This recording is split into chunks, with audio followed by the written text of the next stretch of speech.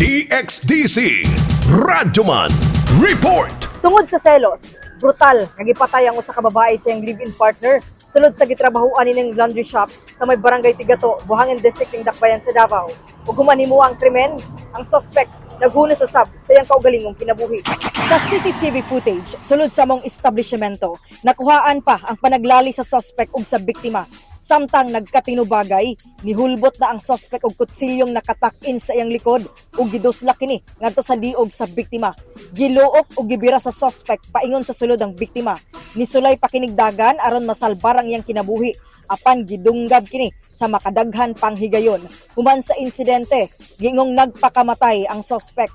Samtang dili mapasaylo ug alang sa pamilya sa biktima, wala gihapon nila makabot ang hustisya bisan pa man namatay ang suspect. Nailo karon ang upat ka mga minor de edad nga mga anak sa namatay nga mag-live-in partner.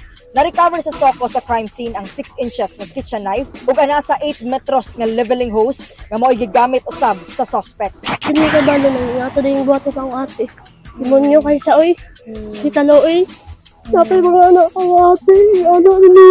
Talo, ikaw ang ate. Bayan ang siya ang namatay. Wala yung gidami ang ate. Sidawa pa kay pangarap ang ate sa mga anak. Siya ang anak niya. Maunta siya trabaho. Ginabuhi na nangunta siya nga nang maging anak pa siya. Diyo daw mo madawat na mawala mo ate. Na magkudangan mo yung gidawa sa damang gudang. Hindi sila siya gusto pa mamatay. Kaya kung mamatay nun, saan nun daw yung mga anak. Lahat na ba dyan ang mama dyan mo ate man? Kanang kuan sir, kung anak mo akong dalago sa kuan diri hayop ko kanang kuan para kung magad ako na madaw sa sila ako kung sapa ako. Kasama mo sa balita ug serbisyo publiko, reaching millions nationwide and worldwide for 70 years. Radyoman Aimee Genita, Tatak, RMN. Tatak RMN.